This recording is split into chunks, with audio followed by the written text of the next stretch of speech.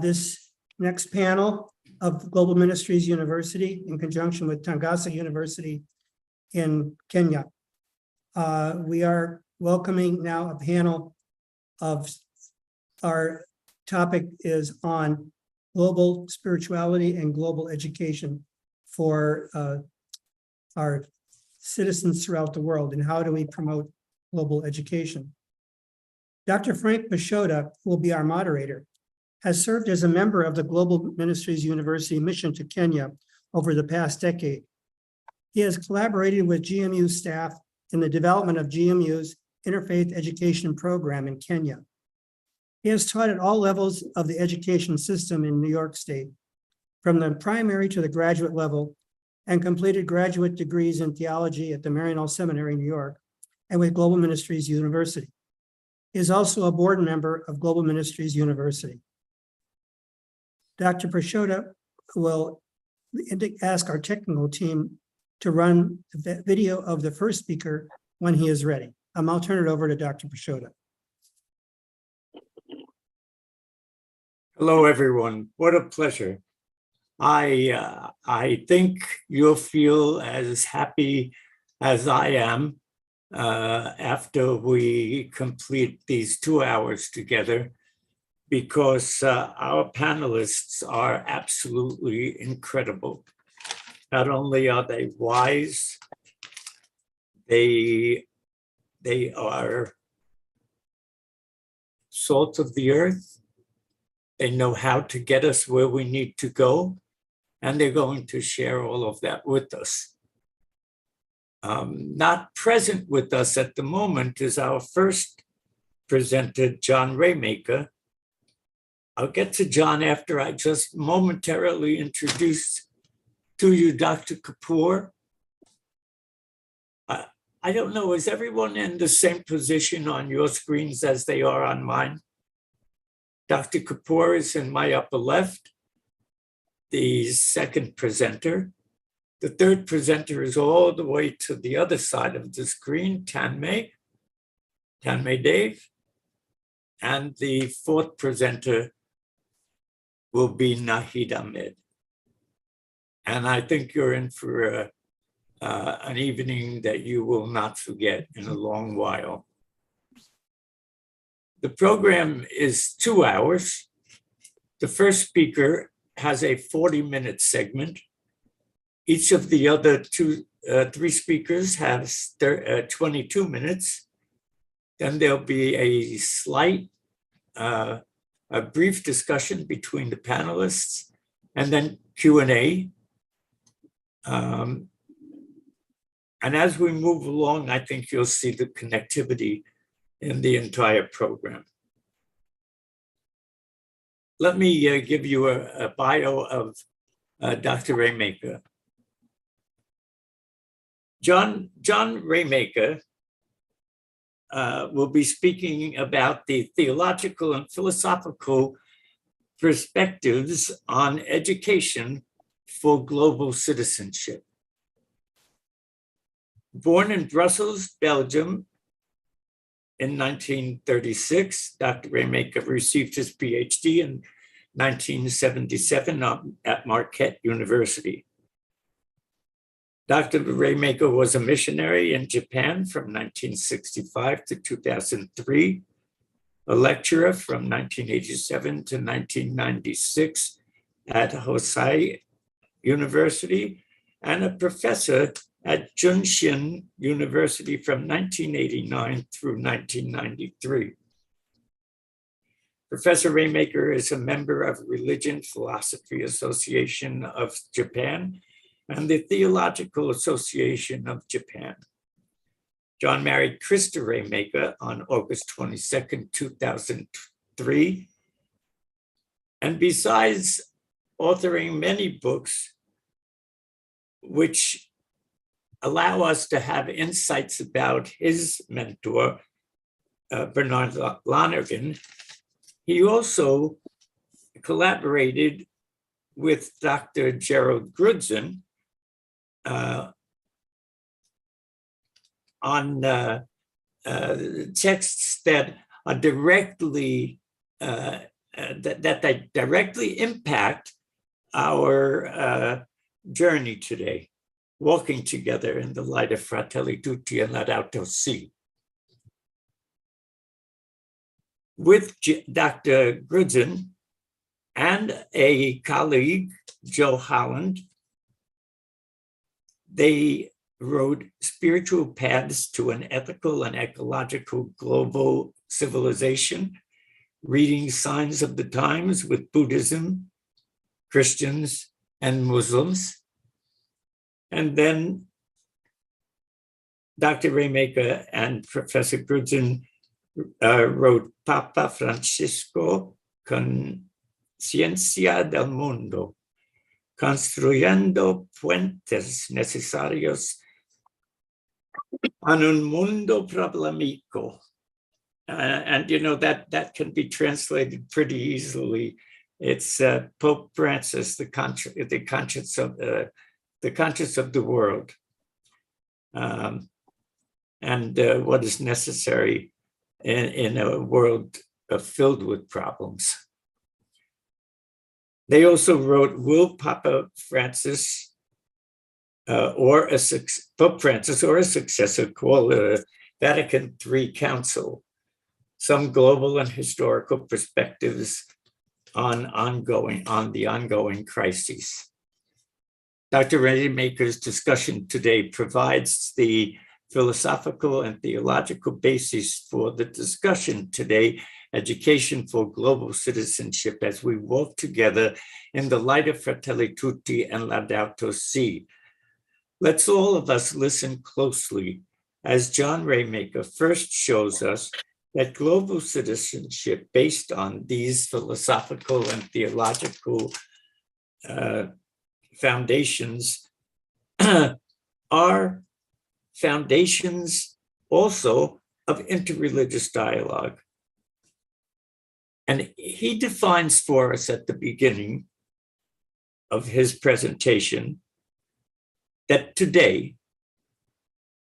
global citizenship is the ideal that one's identity transcends geography or political borders, and that responsibilities or rights are derived from membership in a broader class, humanity. Listen carefully as Dr. Raymaker translates the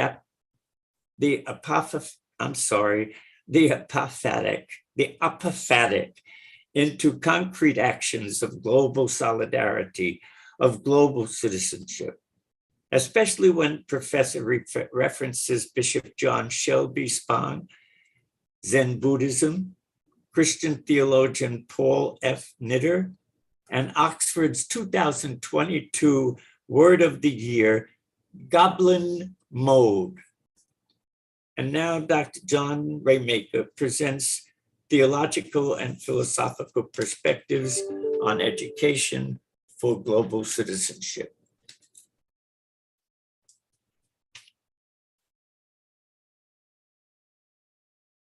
I'd like to welcome Dr. John Raymaker to our conference on Fratelli Tutti, and he will be speaking about the philosophical and theological foundations for global consciousness and civic engagement on a global level.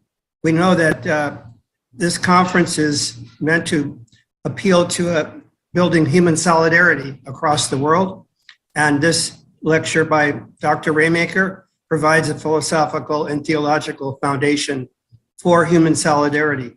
Thank you very much, Dr. Raymaker, for taking part in our conference. I'll turn it over to you now. Yes, I would like to express my greetings to all who are listening to this, listening to my thoughts on the possible foundations of a global citizenship. In doing so, I want to focus on 3 points, what I call 3 key points. These 3 key points focus on rather complicated theological perspectives that have occurred in history, but still influence today's realities.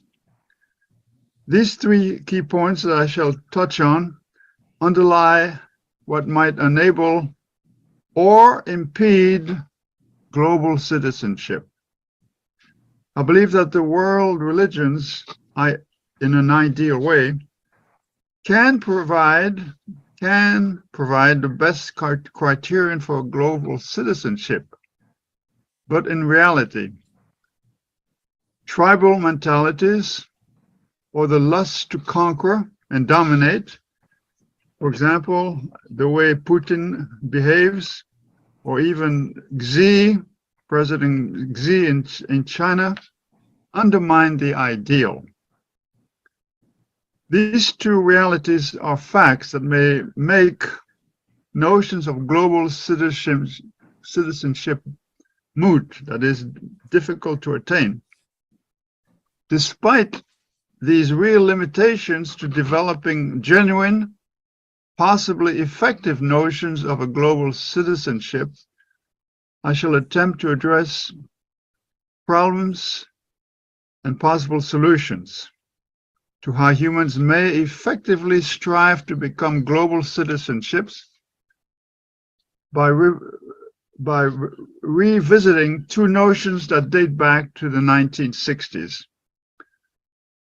Briefly said, Boutros Ghali, who served as the 6th General Secretary of the United Nations from 1992 to 1996, understood the implications of what is needed for a viable, effective notion of what global citizenship might be. Second, and equally important, is updating the understanding of secularism in terms of the Vatican II Council's call to the laity to make the temple order holy, that is in touch with the reality of God, with the divine. As to the latter, one can find deep inspiration in Pope John Paul's suggestion for a new United Nations Declaration on the inviolable rights of nations. The Pope's suggestion calls for deep research, for it spells out some of the global dimensions of how a notion of global citizenship might reinforce one's national citizenship for the good of all.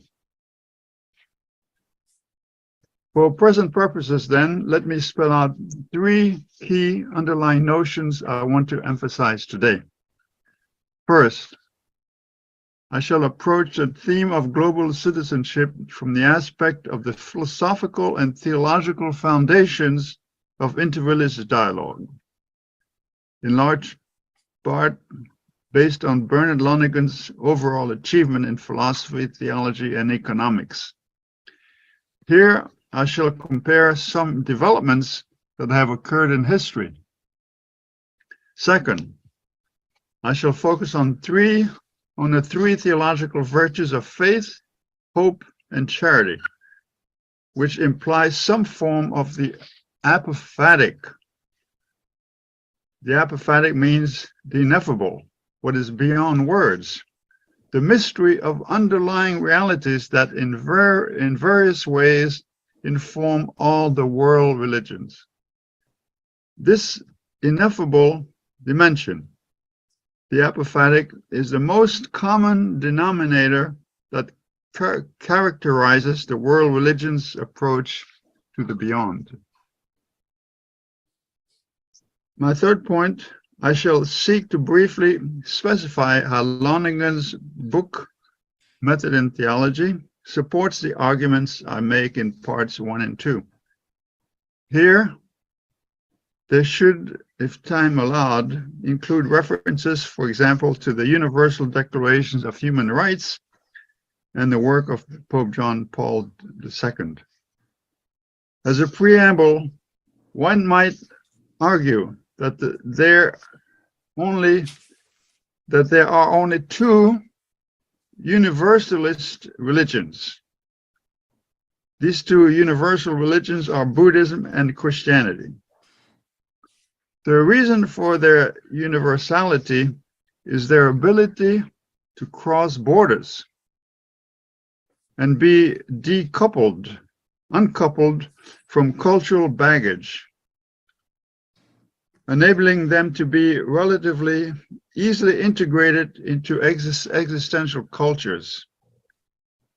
I shall argue that to the extent that Hinduism, Judaism, and Islam foster faith,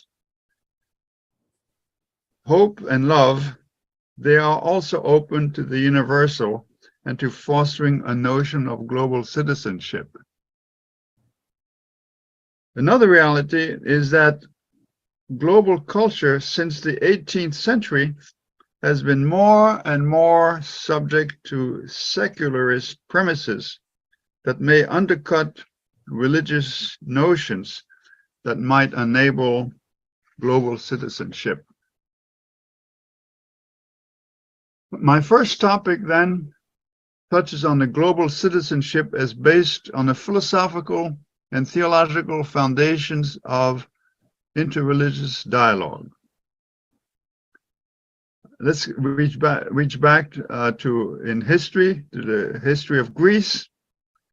Alexander the Great is often understood as the first outstanding leader to attempt a citizens of the world perspective rather than citizens of a nation approach. He had the good fortune to having been personally taught by Aristotle, whose writings have influenced much of the Western learning. Bernard Lonergan, on whom I rely to express my views on global citizenship, based much of his influential writings on Aristotle. As did Lonergan, I will base my comments below on the theological and philosophical foundation of the various world religions, their fundamental teachings, on the commonalities and differences between what these world religions, that is Buddhism, Christianity, and Islam, share in common, and how they differ. How do the commonalities and differences help or impede approaches to a possible global citizenship?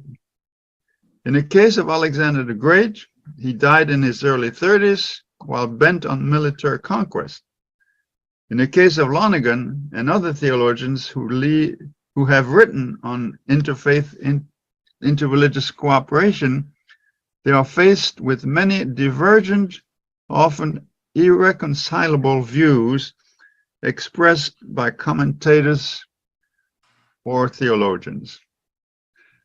Today, global citizenship is the ideal that one's identity transcends geography or political borders, and that responsibilities or rights are derived from membership in a broader class, that is humanity.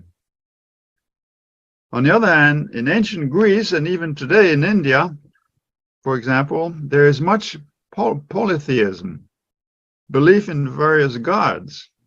In Greece, Jupiter was conceived and worshipped as its chief divinity. In Hinduism, Lord Krishna is worshipped as the 8th avatar of Vishnu, and also as the supreme God in his own right.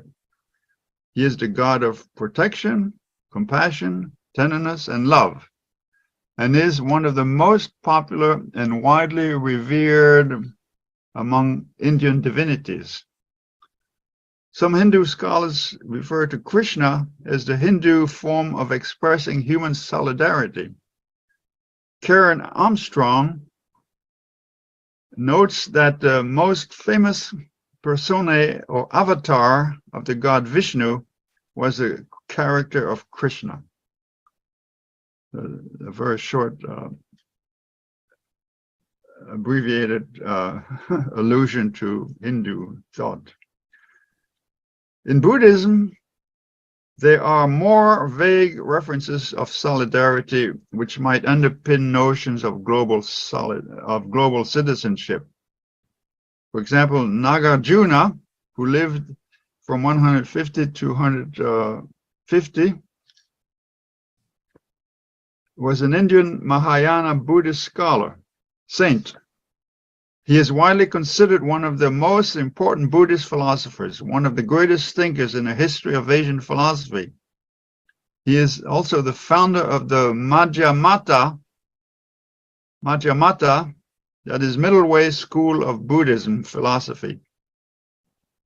For him, the Mahayana movement in Buddhism was the higher vehicle, as opposed to Yogacara, the so-called lower vehicle. His text on the root verses on Madhyamaka, or MMK for short, addresses the theme of emptiness, the apophatic, as the ground of everything. This MMK inspired a large number of commentaries in Sanskrit, Chinese, Tibetan, Korean, and Japanese. It continues to be studied today. Let me comment on some contemporary, mostly Western approaches to the world religions and Buddhists in particular.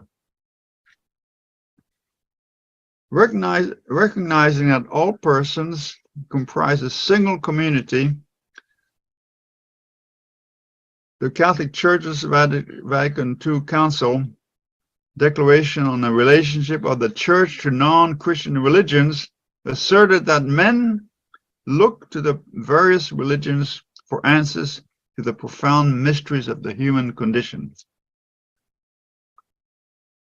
Jan van Bracht, a scholar of Japanese Buddhism, wrote in his The Challenge to Christian Theology from the Kyoto School in Japan, that Buddhist logic seems to challenge us to a deeper understanding that can be found in one's own heart, one's true self, or what he calls, or Buddhism in general called, the Buddha nature. One might say that a focus on the heart implies an immanent foundation for the philosophical and theological foundations of interreligious dialogue and of notions of global citizenship. It calls for a global healing of sorts and a need for human solidarity.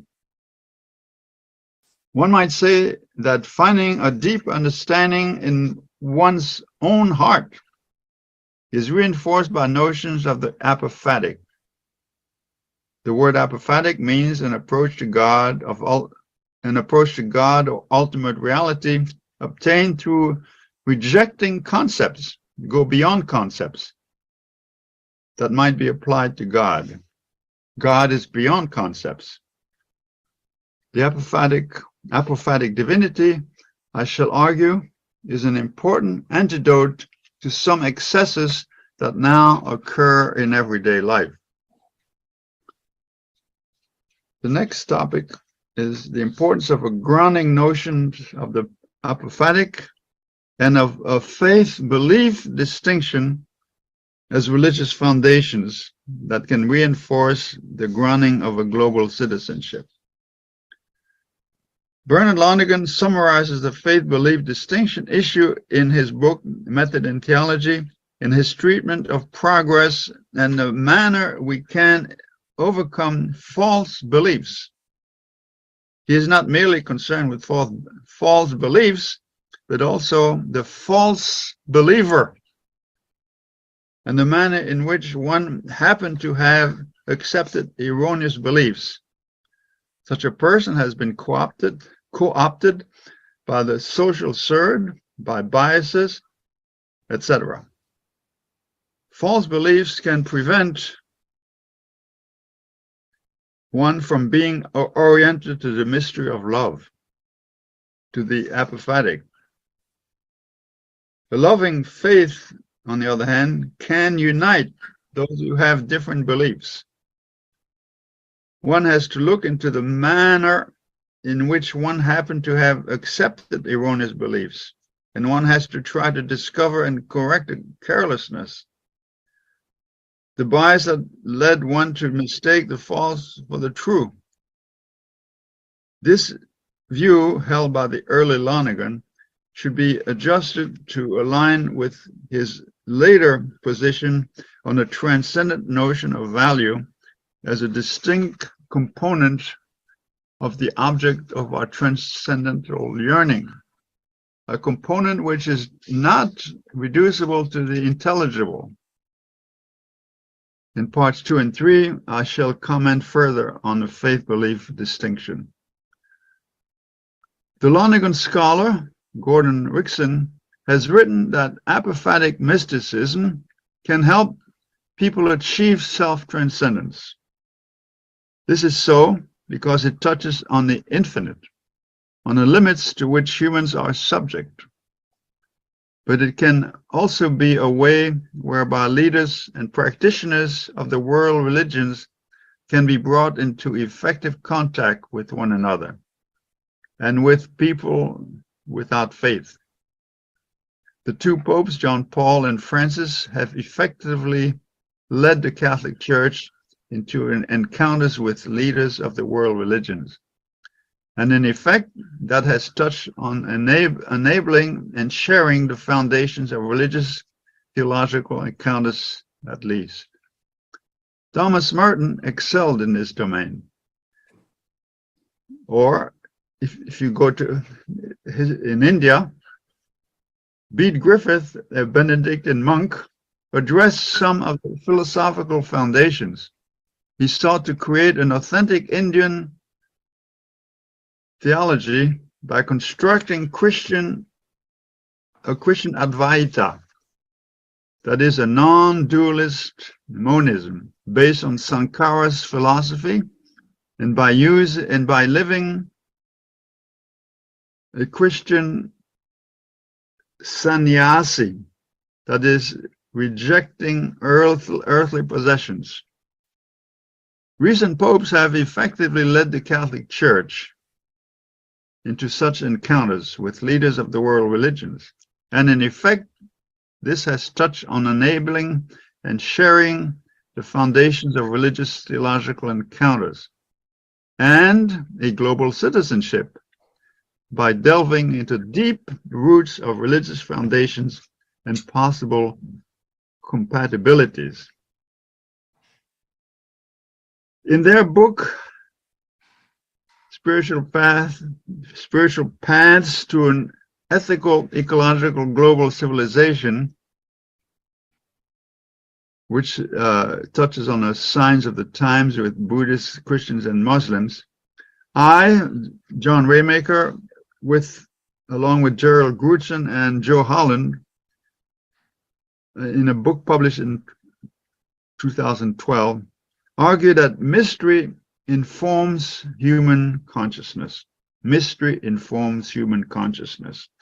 One expresses some form of ultimate connection with all that we are or can become in the face of our own mortality. The monotheistic religions call this ultimate connection God or Allah. Buddhists call it Buddha consciousness or being enlightened. Today, predominantly politically secular governments need to find ways to express the underpinnings of what could be a global citizenship. A major theme underlying such underpinnings is the distinction between an apophatic faith and various beliefs that I shall develop presently in parts 2 and 3. All humans have to accept beliefs since they do not have the time or ability to personally investigate or prove the truths and everyday compromises they live by.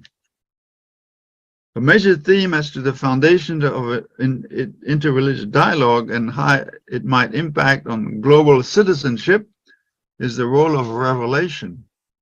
in the three religions of the book, that is Judaism, Christianity, and Islam, of the Vedas in Hinduism, and a less formal or non-existent type of revelation in Buddhism.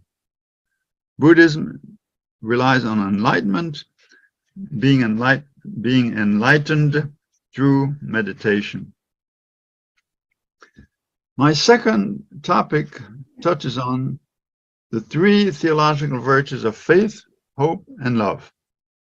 How these three virtues imply some form of the apophatic that give rise to human convictions. Having touched on some commonalities among the world religions regarding the foundations of ultimate mystery, of ultimate truth that might underpin notions of global citizenship, let us focus on how Christianity bases its own approach to God or ultimate mystery through the very concrete program of the infused theological virtues of faith, hope, and love. These infused virtues may be considered, in my view, as functionally equivalent to enlightenment.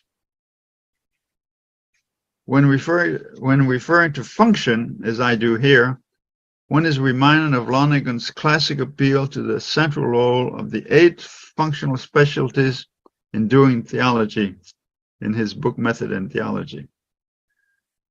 Or one is reminded of the theme that touches on the humanities, wherein the foundation reality plays a key role.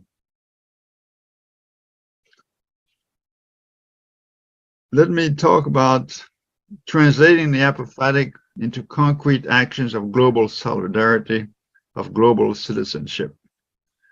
Bishop John Shelty Spong, an Episcopalian, has written that God is not a Christian. God is not a Jew, or a Muslim, or a Hindu, or a Buddhist. All of those are human systems which human beings have created to try to help us walk in the mystery of God. He goes on to say, I honor my tradition. I walk through my tradition, but I don't think my tradition defines God. I think it only points me to God. That is to say, God is undefinable, ineffable, an ineffable mystery. God is beyond words. Bishop Spong's position may reinforce and be reinforced, for example, by Zen Buddhism. Buddhism in general, and Zen meditation in particular, accepts the validity of extrasensory perception. Such extrasensory perception, ESP, gives the various cultural and historical particularities of East and West, and can be linked with faith, which it can reinforce. Here one may also cite the testimony of the Christian theologian Paul Nitter, who has written that without Buddha, I could not be a Christian. Nitter overcame his own personal crisis of faith by looking to Buddhism for inspiration. The search for a valid notion of global citizenship must be contrasted with what is actually going on in this everyday world, as illustrated by Oxford's 2022 word of the year, goblin mode, which is a slang term referring to a type of behavior which is unapologetically self-indulgent, lazy, slovenly, or greedy, typically in a way that rejects social norms or expectations. Such a behavior is in direct contrast to what the philosophical and theological foundations of religious dialogue or of global citizenship are or should be. namely a striving for conversion, as developed by Lonergan in his various writings, especially in his method in theology. Totally opposed to a notion and a foundation of global citizenship is the self-indulgent behavior that is all too much part of modern behavior. Such disreputable behavior is illustrated in the attitude of Lord Combs that he made in a letter to the Times in 2011. In that letter, Combs claimed there is no correlation between ethics and economics. On the other hand, I am glad to say some academic economists are discovering that their discipline is not really a dismal science, as is often said. Rather, economics can be a subject of beauty, elegance, relevance, and virtue. This is so if economics was to return to its original roots, that is moral philosophy, amid issues and questions of broad significance involving the fullness of human existence, and we might add of global citizenship.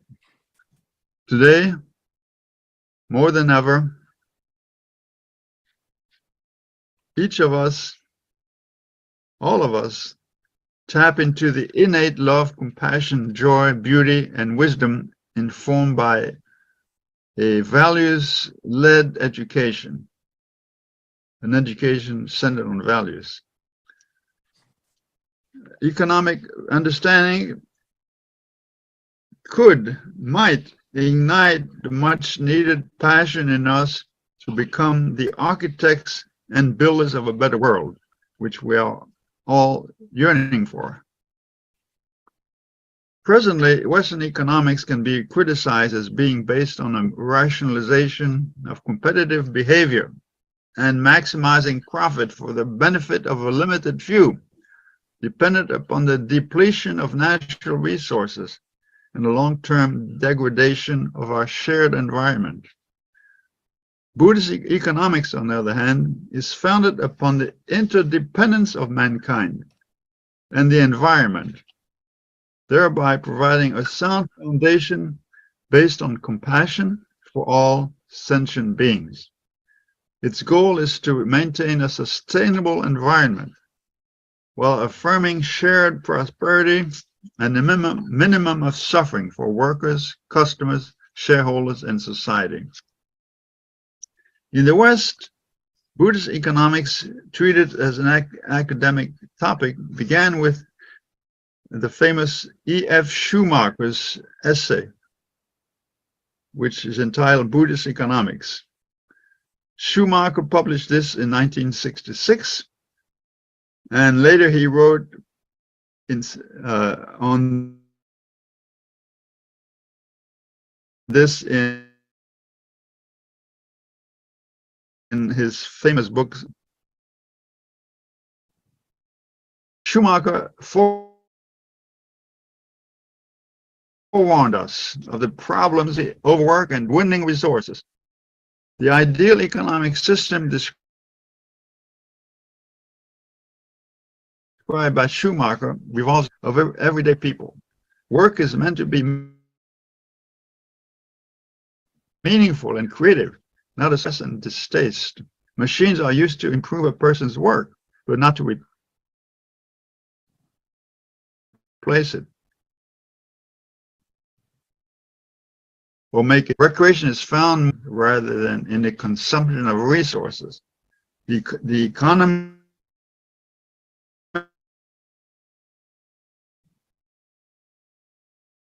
is measured by the health as consumes. One may readily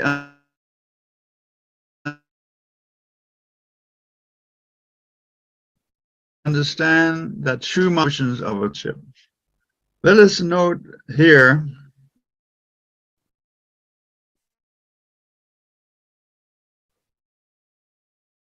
that some liberalism, famous Prime Minister of England, Thatcher, horror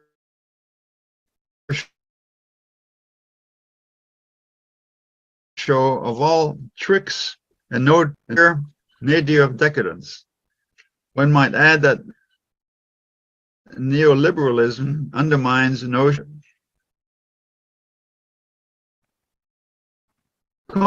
Alan Watts has written about a discussion he once had with a great master of Japan that addressed a topic of the various people translating the Zen books into English. The Japanese master said, "That's a waste of time. If you really understand Zen, you can use any book. You can use any book. You could use the Bible. You could use Alice in Wonderland. You could use the dictionary, because the sound of the rain needs no translation. That is, it is apophatic."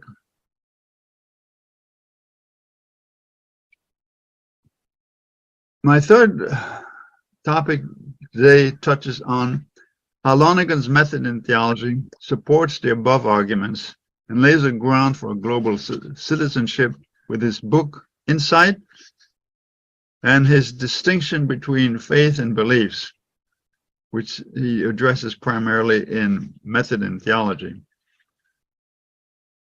Lonergan addresses the above complicated themes by developing his fundamental approach to reality, to knowledge, and we might say to global citizenship, by focusing on universal values we human beings can address by the fourfold process of human knowing and doing, namely being attentive in what we do, being intelligent, being rational, and being responsible. I have personally developed an approach to Lonergan's work in his two major books, Insight and Method Theology, by referring to Lonergan's method as GEM, that is, generalized empirical method, which has to be functionally specialized, as they are in Lonergan's book Method in Theology. In effect, Lonergan GEMS, generalized empirical functionally specialized, lays a ground for an adequate notion of an approach to global citizenship. But to fully understand this laying of a ground, one must study his detailed study of the intellectual, moral, and religious conversion in his writings.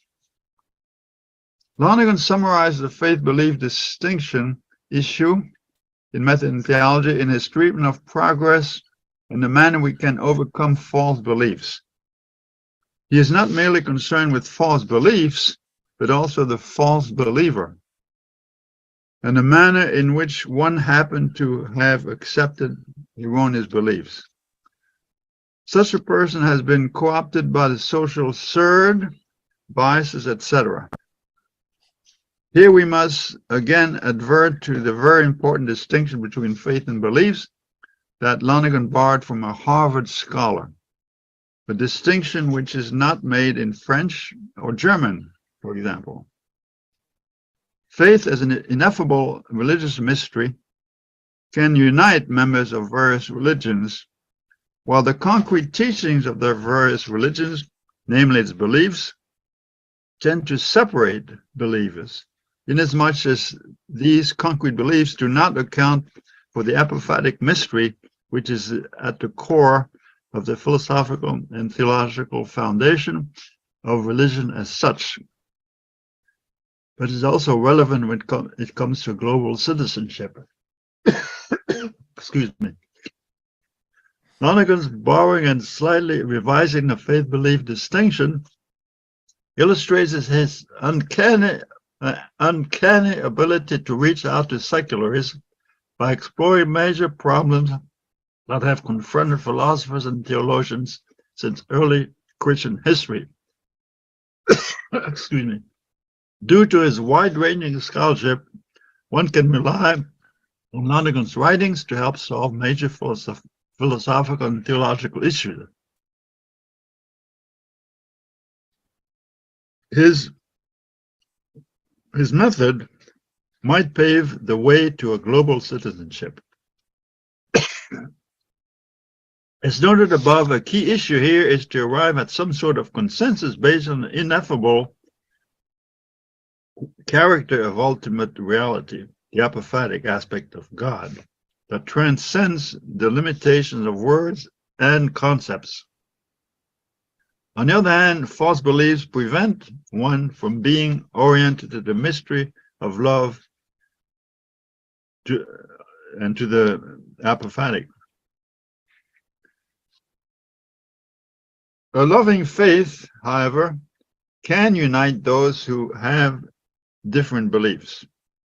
One has to look into the manner in which one happened to have accepted erroneous beliefs, and one has to try to discover and connect the carelessness, the bias that led one to mistake the false for the truth. This is a statement from Lonergan. The views of the early Lonergan should be adjusted to align with his later position on the transcendental notion of value as a distinct component of the object of our transcendental yearning, a component which is not reducible to the intelligible, but can be adjusted, as noted above, to serve as a foundation for a notion of global citizenship. Okay, that's about the extent of my comments today. Thank you very much, John. John Raymaker, Dr. Raymaker, thank you very much for your brilliant lecture on global citizenship, the philosophical and theological foundations. Dr. Raymaker has a new book coming out. You want to just mention the title of your book that's coming out on economics in Lonergan? Yeah, the title has changed several times.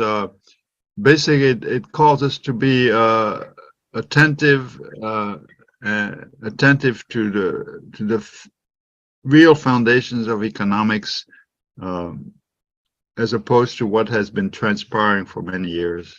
I forget the title. That's okay. Marquette University Press will publish it. If you want to follow up with John's writings, it'll be published by that Marquette University Press. Correct, John?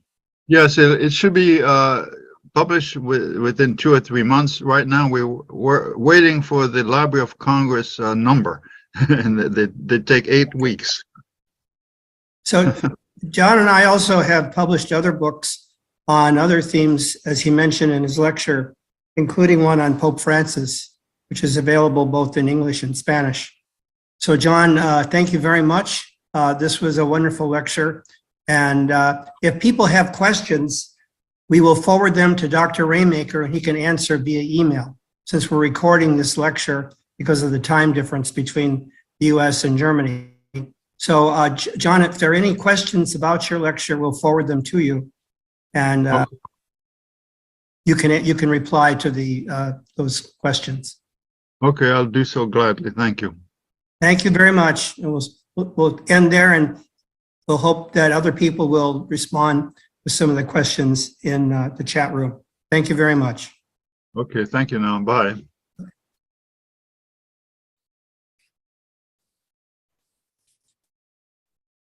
The title of our panel this afternoon, this evening here on the East Coast is Education for Global Citizenship.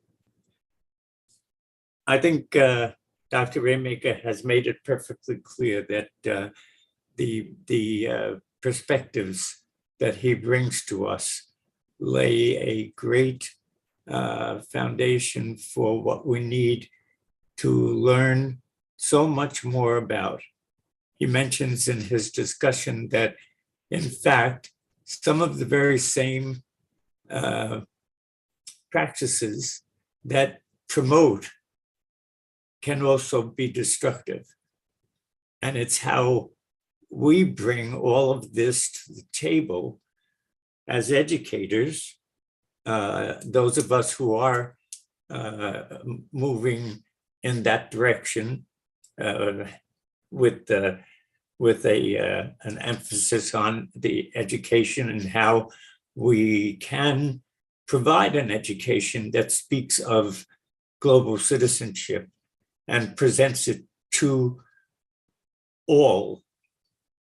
By all, we mean, of course, even those who are or can be described as goblin mode individuals. But after Dr. Raymaker talked with us about the goblin mode, he concluded that today, more than ever, our world needs that each of us, all of us, tap into the innate love, compassion, joy, beauty, and wisdom informed by a values-led education and economic understanding which can ignite the much-needed passion in us to become the architects of a better world we are all yearning for. One such person who has already been and will continue to architect for us, for lack of a better expression, is Dr. Sudarshan Kapoor.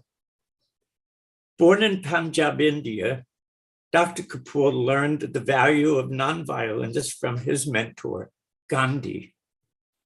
Dr. Kapoor came to the United States in 1963 and to the Valley in 1967 when he joined the School of Social Work Education at California State University, Fresno. Since 1967, he served as professor of social work, community development, and peace studies at the university. He has sought, fought, and taught about peace and justice through nonviolence. His commitment to Gandhi's vision, life, and teachings has been demonstrated in his leadership and accomplishment on both the California State U Fresno campus and the community. Dr. Kapoor was the founder and first director of Peace and Conflict Studies program. Upside down, sorry. He established and coordinated the Stop the Hate and Build the Culture of Peace Week, Fresno State, and in the community. He is the founder of Peace Garden project that currently honors Gandhi, Cesar Chavez, Dr. Martin Luther King Jr., and Jane Addams. Dr. Kapoor has served on several boards and commissions locally and nationally. He served for 12 years as a member of the City of Fresno's Human Relations Commission, to which he was appointed in 1992. He also served on the Peace Research and Development as co-executive editor of Peace and Change, the Board of International Peace Research Association, and on the Peace Research Foundation. He has received several legislative and congressional citations in recognition of his works at Fresno and the community. I can think of no one more appropriate to provide for us the first step that we need to consider when attempting to create a curriculum and devotion to the idea of teaching global citizenship. Dr. will lead education which can ignite us to become the architects of a better world.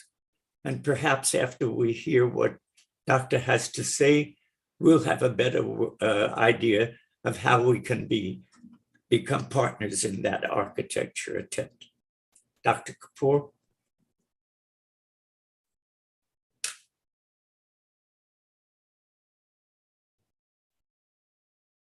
Doctor, would you unmute yourself? Yeah, Ah, how's that? Can Right. you hear me now?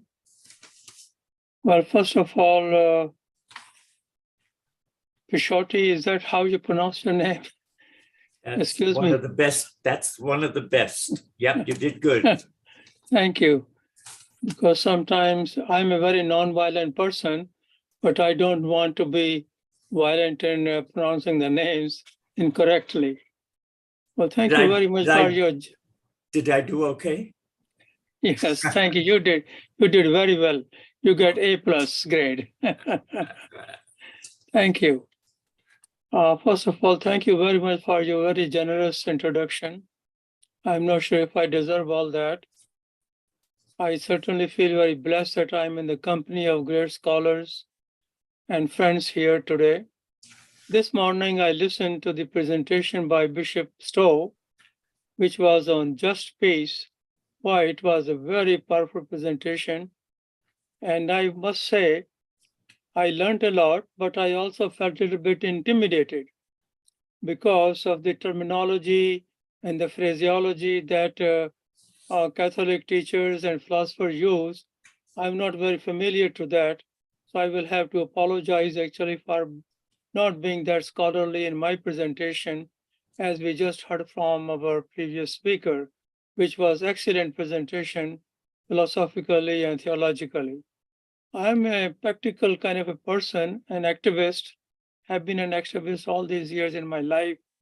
And that's what I learned actually from Gandhi, because he was a man of action. And that's what had influenced me. So I will be sharing more about Gandhi, the person who really influenced me and also has given me some kind of a life to carry on what actually he would very much like me to do. Well, can you see this is the topic of my presentation is, let me see if we can have Okay, no, Dad, let go of your mouse. I need to let go of the mouse. There we go. I do have a technical help. I'm not used to technology. I do have a help here. Let us see how it goes. Can we see Yes, they should be able to see they can see it. can you see the slide one? Yes. Yes. Yes, sir. Thank you. I will be talking about, I have a two-part presentation. It all depends upon the time. I will try to rush as much as I can, but will cover as much as possible during the time allotted to me. Now, the topic is legacy of Gandhi, and my name is there, and also my email is there in case somebody would like to reach me later on like that. Next one, please. Well, this is how I begin with. I'm pretty sure that all of you have some image of Gandhi when you think of Gandhi. I normally ask this question in my class to my students, and they share with me their images also, but I don't think that I will go to that extent in this presentation because it will take a long time. But this is my image of Gandhi is actually that you see on the screen here, deep in meditation. Gandhi was spiritually anchored actually person, very deeply anchored in spirituality. And if one has to know about Gandhi, one has to know also the spiritual dimension of his life also, because without that, you will be missing a lot in Gandhi and his work like that. That's what he had actually. Now, I would like to pay some tributes to Gandhi, as well as the tributes that have been paid by other great writers, thinkers, and philosophers. Here is, you will see what Albert Einstein actually said about Gandhi. Generations to come will scarce believe that such a one as this ever in flesh and blood walked upon this earth. It's a great tribute to Gandhi, and it's difficult to believe that a person of this kind, of this character actually walked on this planet. It's a very high tribute by Albert Einstein. I don't know how I got this picture, though I was trying to see if they really met together. Somebody told me that they never met together, but somehow this picture appears. It's a nice picture which I thought I share with all of you. So, Albert Einstein had a great respect for Gandhi, particularly Albert Einstein wrote after Gandhi condemned the Hiroshima bombing. When atom bomb was dropped in Hiroshima, Gandhi was one of the first great leaders to condemn it. And then soon after that, Albert Einstein actually acknowledged that and mentioned about it in his letter when he wrote to the President of the United States. Now, the next person who was very much influenced by Gandhi is Dr. King. Gandhi was inevitable. If humanity is to progress, Gandhi is inescapable.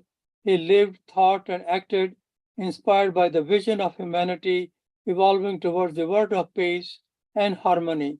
We may ignore him at our own risk. Now you will see that Dr. King here in the picture. You see that? Yep. I was trying to point it, yes, here. Yeah, so he has Gandhi's picture all the time in his office. And you probably may have noticed this pose, this position of Dr. King is very similar to the position that you notice of a Dr. King statue in Washington, D.C., the great monument that has been placed in Washington, D.C. in honor of Dr. King. It is the same position, more or less, that the architect, the artist actually selected like that, very similar position over there. One thing about Dr. King I want to say, he was so much influenced by Gandhi, he said, Christ provided us the spirit and motivation, but Gandhi provided the method. Those are great words that Christ provided the spirit and the motivation, and Gandhi provided the method to carry out that motivation and the spirit further like that. Now, in my own valley here, Cesar Chavez, who was also very much influenced by Gandhi, it is his words that through Gandhi and my own life experience, I have learned about nonviolence. I believe that human life is a very special gift from God and that no one has the right to take that away. In any cause, however just, I am convinced that nonviolence is more powerful than violence. That's great tribute to Gandhi like that. Now, it was mentioned also the previous speaker by Thomas Merton. Now, Thomas Merton is very well known, I'm pretty sure, in the Catholic Church and the Catholic clergy and people. A great leader, one of the noblest men of our century, because he was truly and sincerely committed to peace, politics. Gandhi's life was marked by wholeness and wisdom and integrity and spiritual consistency. Those are the words of Thomas Merton. Now here come one of the general secretaries who is retired now, General Secretary Baki Moon. His statement is very important that relates to the presentation of my second part. Mahatma Gandhi proved that the culture of peace can change the course of history. Now he uses the word, the culture of peace can change the course of history because culture of peace rejects violence actually like that. Let us carry on the legacy until we end the terrible suffering in our world and establish lasting peace. These are the words of United Nations Secretary General in his remarks to the General Assembly high-level culture of peace. There was a conference resolution about the culture of peace, and that was presented by before the United Nations, and he was speaking at that time. And this is the one that I will carry on further, what I mean by culture of peace.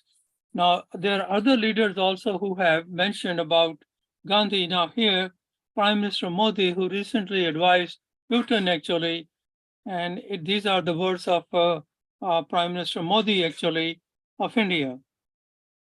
He remains a shining beacon of hope for millions of people across the world who seek a life of equality, dignity, inclusion, and empowerment. The impact he left on human society has few parallels. Prime Minister of India, Narendra Modi. Now, George Marshall, I think you are all familiar with that.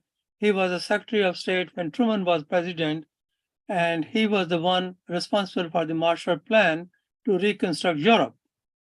Mahatma Gandhi had become the spokesman for the conscience of mankind, a man who made humility and simple truth more powerful than empires. So these are some of the tributes paid to Gandhi by great leaders. There are many others, but I think that's enough now. My own personal kind of a reflection about Gandhi.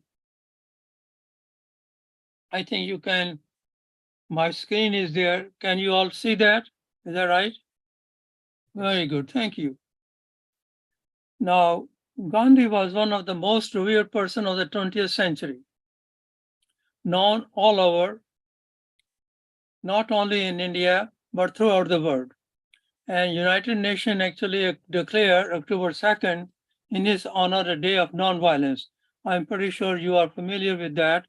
And this declaration took place in the year 2007 by United Nations, and which is now globally recognized as a day of nonviolence on his birthday, which is October 2nd.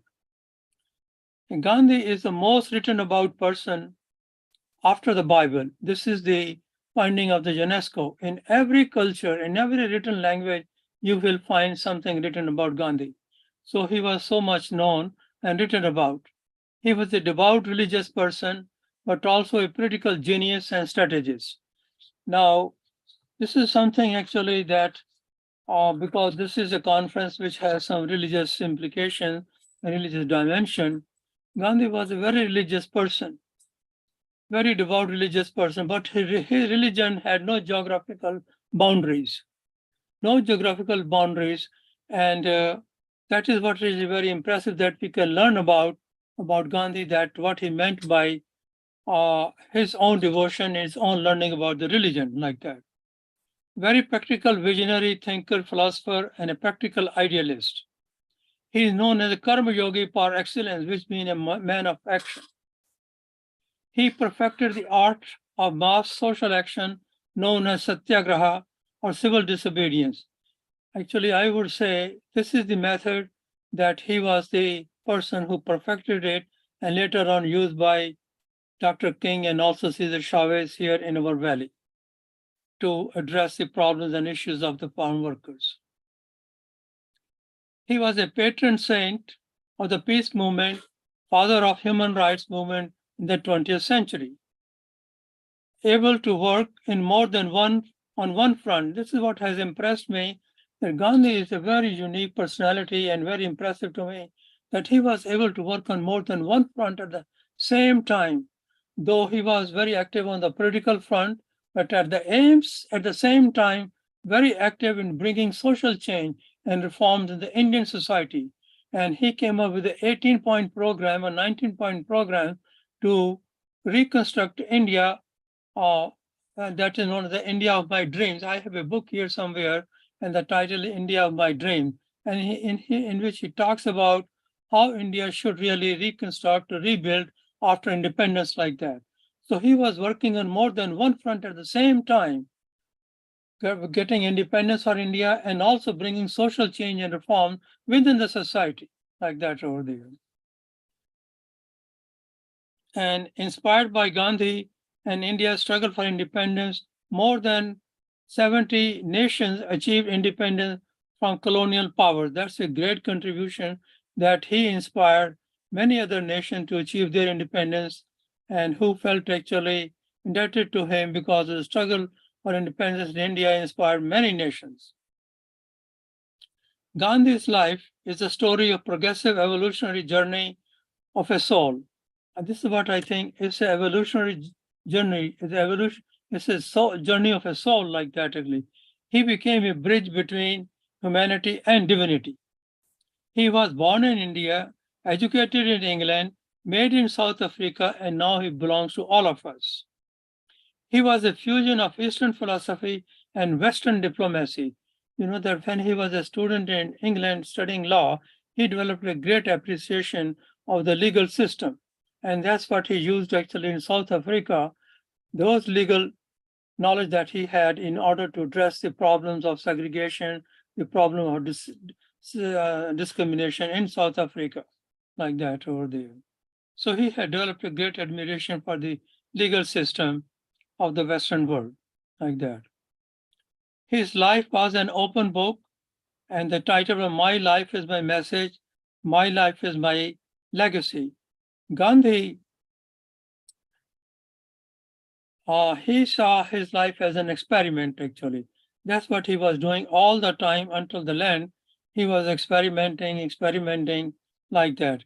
A great innovator, experimentalist, and environmentalist.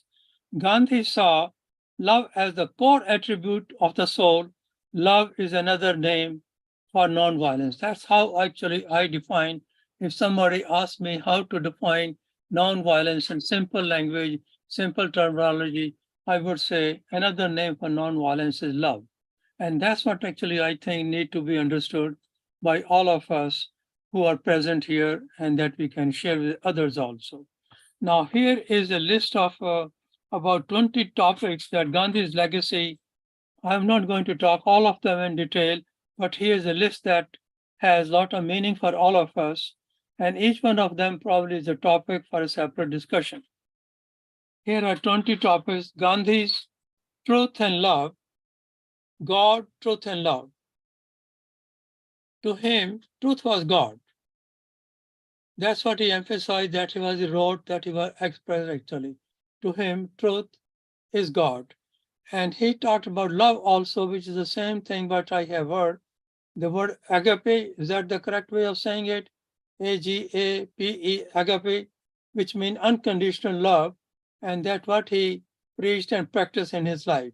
Non-violence is another big part of a legacy Gandhi left for us, and I will talk a little bit more about it if the time permits. Supremacy of moral law, spiritual discipline, faith in self and faith in God and people, respect for all nations, respect for all religions. That is very important actually, because this is the emphasis actually in this conference, that how we promote respect for all religion, because religion has both positive and negative image. And I know people have actually all kind of negative things about the religion because of in the name of God, we have killed people, we have massacres, we have bloodshed. But at the same time, I strongly believe that religion also have a very positive force, a very healing force also that needs to be actually shared with the people like that over there. So therefore, he talked about respect for all religion, a more simplified lifestyle, solidarity with the poor. Change must come from bottom up. The importance of community, the interplay of religion and politics, integration of mind and body, reverence for all of our life, leadership as a moral value, resistance to prejudice, racism, and injustice, Dr. living in Kapoor, harmony with nature. 2 Yes, minutes. please. I'm sorry, Doctor, 2 minutes. Okay, all right. So here is actually the great list. The leadership as a moral value, resistance to prejudice, racism, and injustice, living in harmony with nature, a do-to-yourself lifestyle, activism for peace, education towards being a whole person. Now that's what actually I think actually we all want to know. The education actually that Gandhi actually emphasized, it should be for the whole person. At present, our education is very much fragmented like that over there. I think actually I would like to stop it here. There are 3 quotes that I would like to, which makes me feel that Gandhi had a vision of being a global person. That's what actually is. The whole world is my family. That's what he said. And then we must be the change we wish to see and live simply so that others may simply live. Particularly, the world is my whole family. And that actually brings us closer to the concept of global citizenship. When you talk of global citizenship, you have to trust all these barriers actually that divide us, that are the barriers actually among such like that. Unless we think the whole, what is my family, that concept has to be shared, that kind of an attitude has to be nurtured actually among all of us like that. I think would like to stop it over here, though I wanted to talk more about nonviolence and also respect for our religion, because that's what I'm involved very heavily in Fresno. Because I think two things actually these are very important: building a culture of peace and nonviolence, and strengthening the interfaith religious dialogue and cooperation. Those are the two ways that will pave the way for global citizenship and global peace. Thank you very much for listening to me. I appreciate all that. And if you have any questions, feel free. And I will give all these slides to my friend Jerry and my and my and Marina. Actually, sorry, I sometimes forget the name. These two friends who have put this conference together, I really appreciate the love that they have for all of us. Thank you very much, Jerry, for all the hard work you both of you have done. Thank you. Thank you, Doctor. Thank you. You've certainly provided us with a mindset upon which we can rely as we work towards becoming architects and creating a self-sustaining global citizenship. Perhaps we can all meditate on everything that we're listening to over the next few days and maybe get together at an unknown yet time where we can discuss the possibility of discussing all of these things in a larger sense, perhaps workshops, or as Dr. Kapoor has suggested.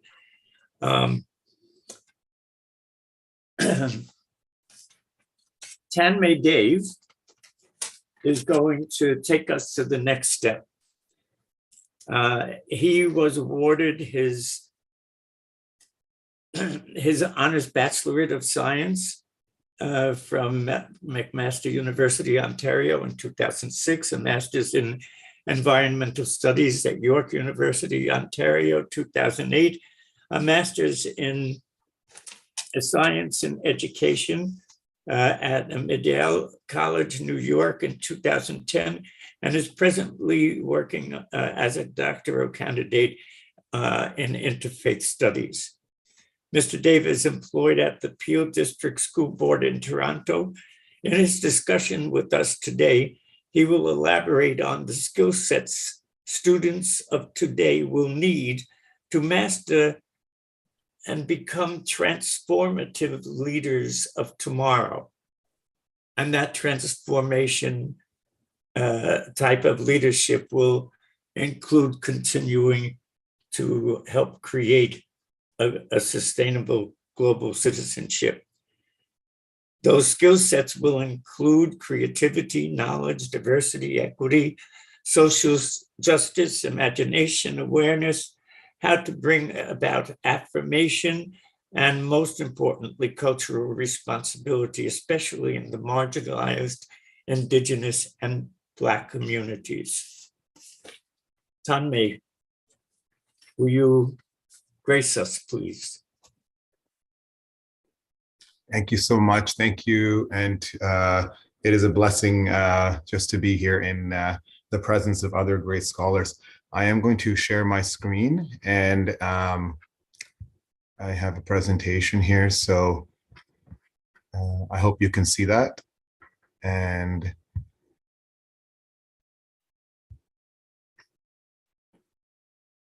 can everyone see the presentation? I think so, Tanmay. Perfect. Okay.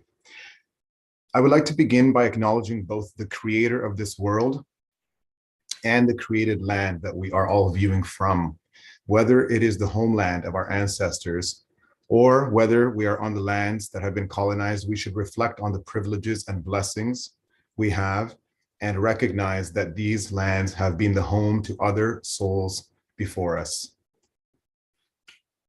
A few years ago, a 2016 article by an IT digital magazine company called CIO had the headline, "The Future of Jobs and Education."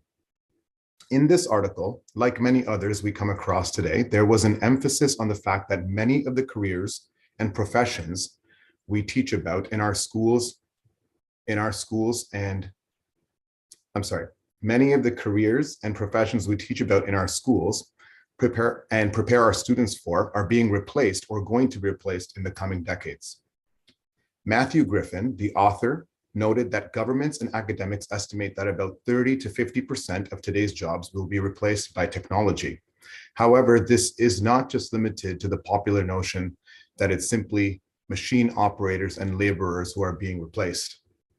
In fact, artificial intelligence, AI, has already started replacing consultants, journalists, paralegals, artists, musicians, doctors, teachers, translators, and the very same data scientists who created the original designs to produce the AI models to begin with. Technology and connectivity are advancing at a rapid pace. The world is indeed moving forward with regards to technology, the sciences, and development. But what impact will this have on our students? What does the future hold for our students? Are our education systems and practices of today truly prepared for the world of tomorrow? In the words of Griffin, the education industry has a unique dilemma. On average, it has 18 years to prepare people for careers that span 50 years or more. And as the pace of technological change continues to accelerate, trying to provide people with skills that keep them sharp and employed throughout their lifetimes is no small feat. As we've seen, if the analysts are right, then by 2036, at least 1/3 of today's jobs, the ones that ostensibly most academic institutions are busy preparing Generation Y and Z for, will have been taken by machines. What does this entail for education? Well, careers are changing, and this means that the skills we are teaching must change if we want to bring about transformation. We will always have content to teach, but there is no single paper and pencil curriculum. We need to equip students with tools and traits that they can use in the changing world. Our global interactions are compelling us to change our mindsets with new knowledge and perspectives. The new challenges in what we teach are pushing us to create new solutions in how we teach. Therefore, the transformations that educators and students may inspire must start with transformations in ourselves. What does this transformation entail? Well, there's often been talk about global competencies in the classroom, and that there are 6 skills, the 6 C's, that should be the focus of learning. What are the 6 C's? In many classroom settings today, the 6 C's are at the core of what is driving student learning. While these may look slightly different based on geographic location and where we are teaching, they essentially come down to creativity and imagination, collaboration, critical thinking and problem solving, communication, character, and citizenship. These terms aren't new. We've all heard of these words before, particularly the ideas of critical thinking and problem solving, communication, and even collaboration. But how exactly have we brought them to life in our educational settings? Let's shed some more light on what I believe are the ones that will have greater value once we learn to develop them within ourselves as both students and as individuals in a variety of settings. Student minds are filled with innovative thoughts, and the ideas they have are imaginative, original, and often outside the box. Are we holding them back, or are we nurturing their creative energies? Societies have changed over the past century, yet so many classrooms and educational institutions are still stuck in the past. The authoritarian model of teacher as knowledge keeper must change to teacher as knowledge activator, and perhaps even knowledge inspirer, so that students can become the next knowledge creators. In their book Launch, which outlines the ways that educators can bring about creativity in students through design thinking, John Spencer and A.J. Giuliani begin their book with a section on creativity. They state, "The myth is that creativity is the outcome of complete freedom. The reality is quite the opposite. Creativity often stems from pain and conflict. It starts with problems we encounter and situations where time, resources, and information are limited." Page 35. This is precisely where we can use the famous line, "Necessity is the mother of all invention." How often is that we see children, teenagers, and young adolescents too, coming up with what seem to be bizarre solutions for everyday problems? This is ingenuity in the works. It is creativity that must be tapped into. The human mind has immense potential and is already built in with the creative spark. For many of us who are individuals of faith, we just need to turn to the absolute, to the divine creator for our inspiration and spark for creativity. Our traditional knowledge grounds us in wisdom, but it also inspires us to come up with wonderful and fascinating ideas. This is one of the reasons that our ancestors, particularly in the Eastern faiths, placed great value on meditations and contemplation. Whether it was to bring about more discipline or to awaken more faculties of the mind, creativity and imaginative thinking was nurtured. And while creative solutions are needed for the unknown and unprecedented, let's reflect on the countless ways we can achieve new solutions to the problems of humanity in war, poverty, violence, environmental destruction, and so on that are ongoing and have yet to be solved. This leads us to the idea of character. What exactly is character education? Who decides which character traits are given more value than others? Undoubtedly, these are going to change based on the classrooms, schools, cultures, and societies that we are in. But we can also agree that there are particular values that span our physical spaces that we all want to nurture in our students as they navigate the changing world. The importance of cultivating character traits is often overshadowed by skills such as higher cognitive thinking, problem solving, and reasoning. While these are also essential, and the future is only going to be filled with more automation and technology, humans are still going to remain emotional beings, interacting with one another and navigating the challenges of life. The values and traits that our students need must be universal. Nikita Dugal, in an article posted just last week, which referenced a number of independent studies, including the Wall Street Journal, described one of 10 key trends we will see in the coming decade. It stated, less hierarchy, everyone will be a leader. Work will thrive in teams, not with dictators. This idea has as much to do with character education as it does with collaboration. In order to collaborate well, individuals need to respect, understand, and connect to one another. Similarly, our students require sound social and emotional skills in order to succeed in working with others. The 5 components of the emotional intelligence framework give us a sense of how we can cultivate emotional intelligence in our students. We also reiterate daily those key traits that we know bring out the good in human beings: respect for others and the environment, care out of genuine kindness and concern, resilience to ensure we face adversity with strength, honesty and building inclusion. The list can go on. So what does this have to do with global citizenship? Well, we're going to come back to this question soon. We are here discussing global citizenship today and unpacking it in the context of Fratelli Tutti and Laudato Si. There are renowned intellectuals on this panel, like Dr. Kapoor and Dr. Raymaker, who have given us lots of knowledge to reflect on. I don't believe we will have one set definition that encompasses the scope of what global citizenship truly is. The term global itself conjures a variety of images in our minds, and the vast range of cultures, geographies, human processes, and interactions is unfathomable. The same can be said for the term citizenship.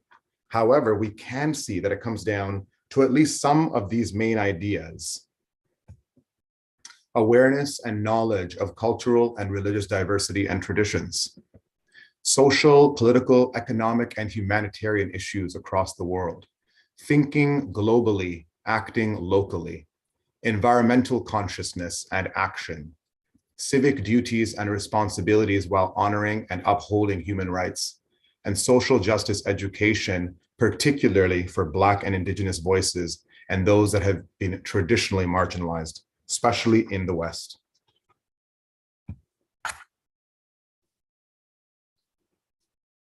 Until now, we have been touching on a lot of the skills and tools that are needed in the coming decades. Even the traits that we are looking to nurture in our students are based on individual dependency. on the individual dependency on others, and how students will need to navigate with other students, colleagues, and individuals or institutions in society for their own benefit and development. So, what have we missed in the conversation? The increasingly global world is bringing us closer together physically, virtually, economically, and environmentally. With this closer proximity, we have the amazing opportunity to come together based on the one divine spirit that permeates each of us. While the religions of the world may carry meaningful and necessary differences reflecting cultural nuances and specific traditions, the idea of faith and our nature to dive into our own hearts and minds in the search for something greater than us is where we will find not only the solutions to the common challenges we face as a human race, but also the emotional capacity and motivation to reach out to our fellow global citizens in the hopes of building a more wonderful world. What better time to begin than now with the students of diverse backgrounds and potential in our classrooms? What better level to work on than the spiritual plane, tapping into our individual practices of faith and bringing about the universal values to work together in intercultural, interreligious, and interfaith dialogue. When our faith is practiced wisely based on very critical and truly genuine understandings of our interconnectedness, we are able to cultivate these universal values that have been taught through the wise teachers of all our traditions. Love in the most profound devotional sense, gratitude for the many blessings or privileges we have, humility in the knowledge that we are an imperfect soul in the presence of a grand cosmic loving one, compassion and generosity towards those who are not as fortunate. The list can go on. We have lots of potential if we tap into these values through our respective faiths. It is worth noting Dana Zohar's article in The Systems Thinker, where she mentions that we must think about another quotient in addition to the popular IQ, intelligence quotient, and EQ, emotional quotient. SQ, she states, SQ, or spiritual intelligence, underpins IQ and EQ. Spiritual intelligence is an ability to access higher meanings, values, abiding purposes, and unconscious aspects of the self, and to embed these meanings, values, and purposes in living richer and more creative lives. Signs of high SQ include an ability to think out of the box, humility, and an access to energies that come from something beyond the ego, beyond just me and my day-to-day concerns. So, I want to bring our attention to this final component and the remarkable power that is inherent in interfaith dialogue and interaction. In an interfaith dialogue course I recently completed, I was introduced to Paul Nitter's One Earth, Many Religions, Multi-Faith Dialogue and Global Responsibility. His deep conviction and perspective on our eco-human well-being and the need for voices of all the world's faiths to come together to work with religious others and suffering others based on our shared common purposes can truly help us influence global citizenship. I will conclude with my comments from a paper on some of his later chapters. When the faces of suffering abound all around us, the question of where to start arises, and we are left wondering how we will be able to make even an iota of difference when we are overcome with despair from all directions. This is where the heart is first moved through the empathy and compassion that is felt for the other. Nitter suggests that the preoccupation with the prayers, exchange of religious teachings, rituals, etc., should be kept aside, and that there is a meaningful time and place for these later. The mere action of forging a community of dialoguers who can establish relationships with one another based on their respective common problems of poverty, violence, resources, or whatever the pressing need of the hour may be, is a necessary component of removing the suffering. In Nitter's sequential steps toward uniting individuals under the banner of interreligious dialogue, the first step begins with compassion, which ultimately concerns the heart. What stands out here is that within all the religions and teachings of different creeds, the virtue of compassion has been given great importance. Buddha taught compassion towards all living beings. Christ modeled this in his love towards all. And Shiva, as one manifestation of the Holy Trinity, is a symbol of divine compassion on all souls born throughout all time. It is a virtue of the heart, and it works through our emotions. We feel connected to one another, and when we empathize with others in their plight and suffering, compassion naturally takes over the heart. The rational mind is shaken when others are oppressed, in pain, or treated with cruelty and injustice. This is particularly highlighted when we are bearing witness to the suffering from a place of privilege and stability through blessings bestowed upon us. While everyone will not feel this compassion right away, Knitter states, but there are many people who do feel compassion. They find it arising out of their humanity and out of their religious experience and convictions. Page 140 of his book. Once this feeling of compassion takes hold, there is a sense that something must be done. Both the heart of the individual through experience, as well as the mind through reflections on the teachings from scripture, from the divine, and from the wise leaders, are transformed and compelled to act. Knitter says, compassion makes demands when describing that the feelings and sentiment towards those who need assistance and who we see in their suffering ignite the spark for us to move and act on that compassion. Individuals of different faith communities will join together in their common conversion, all affected and touched by the suffering and injustices they see. It matters not whether this is what religious conversion looks like, or if religious persons are fitting what their prescribed religions teach about aiding the needy. Here, the significance is placed on the intrinsic motivation and the turn inward through reflection and connection to another human being. One is not truly moved when someone else requests or coerces the individual to perform a good action, although it is certainly not wrong to perform good deeds. But 2 minutes, please. I'm sorry. Sure. Minutes. But the genuine sentiment of compassion and truly converted heart only comes when an awareness of the other as a living and emotional being is solidified from within. From this follows the natural interactions between like minds based solely on the need to act and change the dire situations around them. And what causes us to gravitate together? The real and practical elements of our human nature, not cold, dry logic and rules. Knitter states, in a liberative dialogue, we first feel together, cry together, and hope together. There is an existential human bondedness already alive and active before we actually speak to each other as religious persons. And so we conclude with the idea that global citizenship is more than just the 6 C's. Let's use our creativity to reimagine what character traits we are nurturing in our future student leaders. Let's tap into the power of faith and interfaith connections. Let's ensure we are working for that better world as truly global citizens.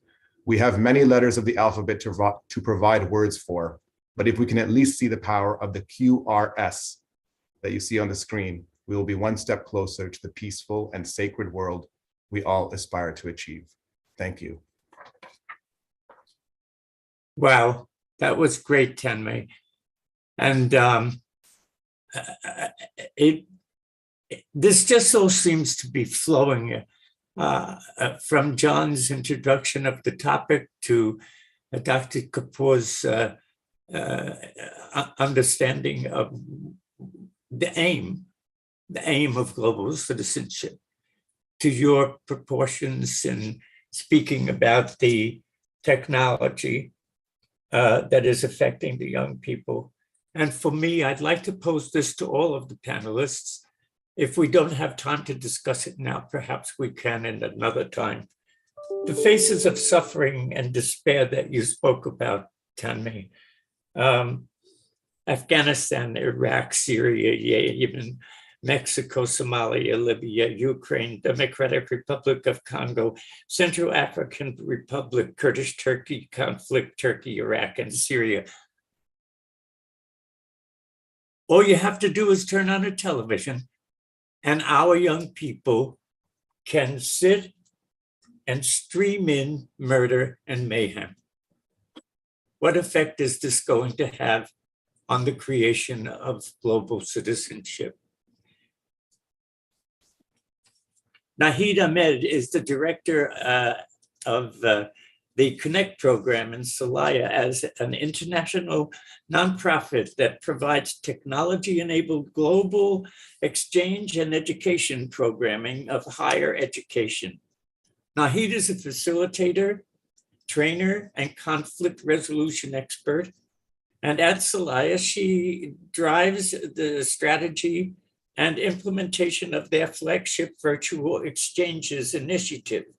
She has 15 years of experience in international education, curriculum development, and program design, and supports universities around the world on integrating global learning and exchange into their curriculum. Born in Bangladesh and growing up in Oman, the United Arab Emirates, and India, she is driven by the belief that all young people should have the opportunity to explore different cultures and engage meaningfully with their global peers. Nahid will develop her topic, global citizenship and the power of virtual exchange, bringing together participants from disciplines including, but not limited to, the humanities, sciences, engineering, and business. Welcome, please, Nahid Ahmed.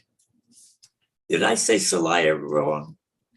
It's Solia, but it's okay. A lot of people do, and we don't provide some phonetic direction. Thank you so much for the generous introduction and, of course, for having me today. It's funny, you know, I was listening to what Tanmay was saying, and one of the first things you said was that technology is moving at a rapid pace. And for 20 years, Solia we have worked to harness the potential of this rapid technological advancement and growth in service of young people. And, you know, I was thinking about what Dr. Kapoor said about being a practical oriented person. And I have to say, I've often been accused of the same. And so what I'm going to speak about today is really the practical application of global citizenship, and particularly how do we ensure that young people are global citizens, and the work that Solia and the Connect program does to enable that. Can everybody see this? Yes, everybody can see this, right? All right. Excellent. So I'd like to start off first by sort of framing the conversation and where we are at when we say these things, right? So the goals of dialogue and exchange from our perspective are three key areas for young people. One is skill development, supporting them in building important skills like cross-cultural communication and collaboration.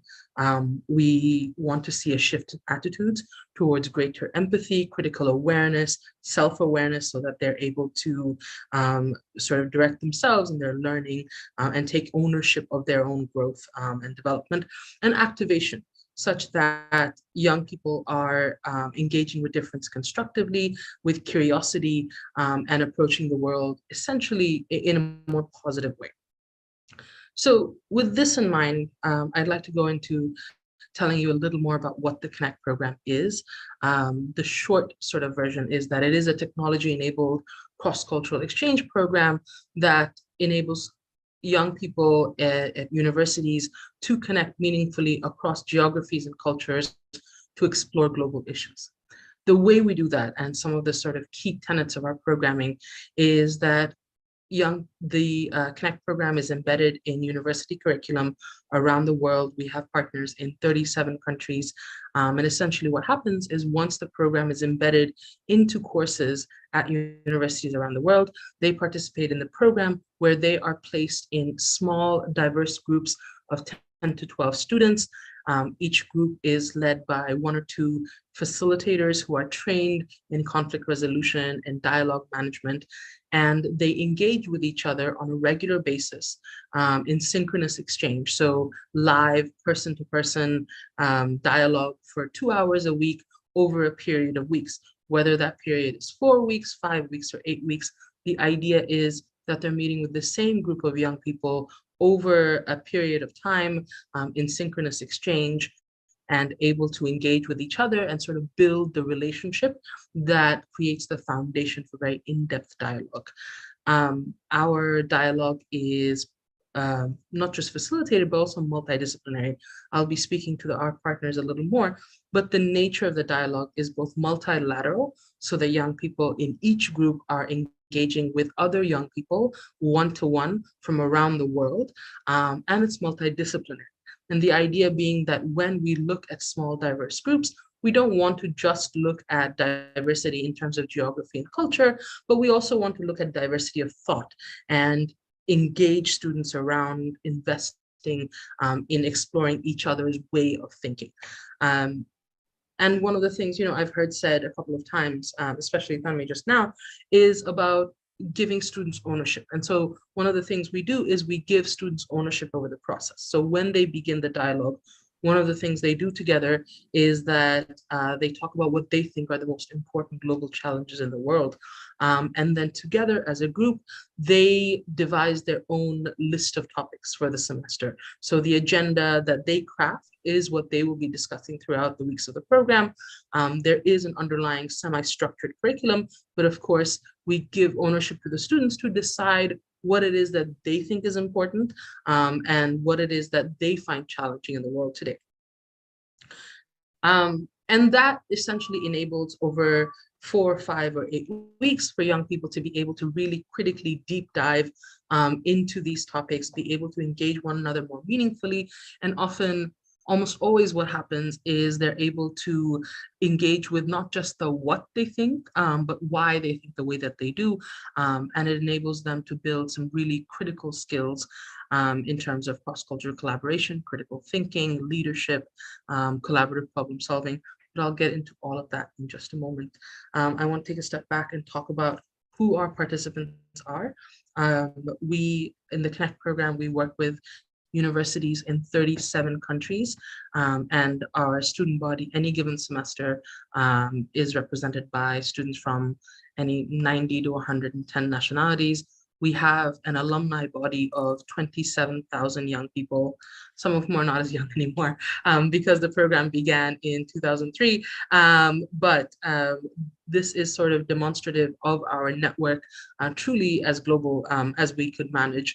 And the idea is that, again, looking at the multilateral nature of their engagement, to become global citizens, it is critical that you are engaging those people from around the world that you do not otherwise have an opportunity to engage. So a lot of our work at Solia is focused on enabling access to young people who don't have access. So whether it's in the hills in West Virginia, or we're looking at a refugee camp in Iraq, or we're looking at young people in Syria, a lot of our work is dedicated towards bringing virtual exchange programming to those young people so that they are able to engage with one another, so that they're able to be a part of the lives of one another, even though they're not able to visit those places, and sort of increase their access to these different perspectives and allow them that deep dive. And the kind of impact that we see, and this is where the question about global citizenship comes up. For us, the impact that we see is what we would envision wanting our young people to be as global citizens. So essentially what they're doing through their participation in the Connect program and in their time in the dialogue sessions is learning to be global citizens. And for us, what that means is that we see significant shifts in attitude. We see our students building empathy and understanding of others. We see them embedding feeling a greater sense of belonging to the broader community. And the knowledge and skills they develop include enabling a better understanding of global issues and developing important global competencies such as active listening, cross-cultural communication, self-reflection, critical thinking, collaboration. And one of the more important things that we really value is activation. And not just activation by means of motivating increased civic and political participation, but empowering them to take action to promote positive relationships between social groups and to fight stereotypes about the other and really invest in what they want the world to look like as global citizens. And we do this, we map our students' progress and we look at the kind of impact that they have in the world by having very in-depth impact studies. And so we can see from a very evidence-based, rigorous data collection process, part of which includes using quasi-experimental design studies, having a control group once a year to compare our results to. But essentially, what we see is that 9 out of 10 students have improved their knowledge and or their interest in global events. They're more engaged about issues that are beyond their borders and take into the sort of broader humanity. We see that 8 out of 10 students are motivated to learn how dialogue can help them improve tensions and conflicts in their community. We see that 92% of our students report improved cross-cultural communication. 86% of students report improved critical thinking, and 84% of our students report greater capacity for teamwork and collaboration. A lot of our impact studies are comparative, so we ask students the same set of questions before the program begins and after the program ends to be able to track the level of change that they're seeing in the program. And one of the really cool stats we see is that students, there's about a 29% increase in the students who speak out or act to promote awareness about issues. That sort of brings us to the question of how is this relevant to global citizenship, and what essentially is the power and potential of virtual exchange. And what virtual exchange enables is a greater diversity of engagement. We have young people from around the world being able to engage with other young people without the barriers that would traditionally restrict them from being able to engage with others. In not very recent studies, these are pre-COVID studies, of course, we find that there's less than 7 to 8% of young people in the US who are able to go on study abroad opportunities because of socioeconomic challenges, because of their curriculum, because of access to opportunities like this. And when you expand that to the broader world, and so looking beyond the US, we find that that number goes down to 1%. So virtual exchange and programs like the Connect program, because we're not the only program that enables virtual exchange, has a huge role in increasing young people's engagement with diversity and thus the sort of inherent ability to empathize with another person, to feel that another person's from another country or place has the same concerns and has the same sort of richness of identity as they do. And then, of course, greater access, especially for young people who have less economic success, less economic capacity and resources. The Connect program serves, and virtual exchange programs in general, serve to provide greater access. What virtual exchange programs enable is that you don't have to leave your immediate environment. We have about 55% of our students are women, and anywhere between 55 to 60%. And what we hear very often from our female students is that they're able to engage in cross-cultural exchanges where otherwise they wouldn't be able to leave, their homes and their countries. I think there's a great question in the chat about, could I address how gender communication is affected? One, there's greater access and then sort of engagement with one another because young people of different genders are able to engage in the Connect program without the sort of barriers that often we see in more conservative societies. They're able to engage one another, and they're able to engage one another in ways that are structured and meaningful. One of the things we do in the program is make sure that all the dialogue sessions are semi-structured and curriculum-based. And what that enables is a progressive and iterative development of skills so that by the time they come towards the end of the program, they are equipped with the skills that they need to be active and engaged global citizens. I think that question sort of spoke to where I was wrapping up. I know we're a little short on time, so I'm going to wrap up here and see if you might have any questions.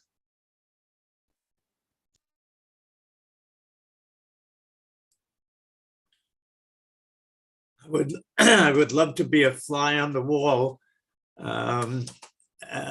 listening to the dialogue that goes on between the kids that participate in your program, you know.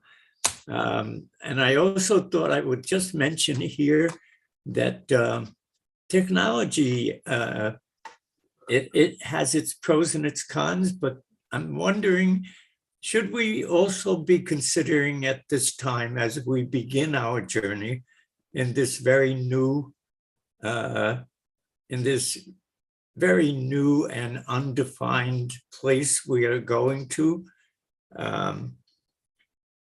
should we make room for generational and intergenerational dialogue? I think so.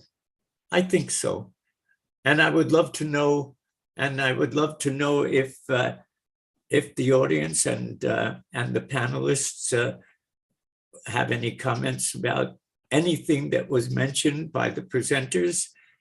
I know that I did not do very well in allowing time for Q&A, since we have only 4 minutes left before the clock hits 8.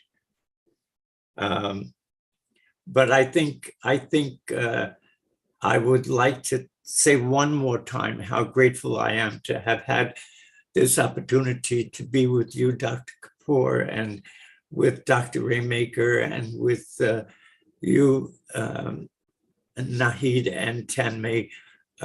This has been exciting and refreshing, and I think our audience will be taking with them an abundance of things to meditate about. Jerry, shall I turn this over to Frank, you you now? can take a few more minutes if there are some questions. Oh. Okay, Dr. Kapoor. Nahid, your presentation was very inspiring. Wanted to know, how are you funded? I think that was the question Jerry also asked, actually. Do you have any center or activity on the West Coast in California by any chance? We do, absolutely. Dr. Kapoor, thank you for the compliment. And I will speak to both of your questions about how Solia is funded. But yes, we do have partnerships in California.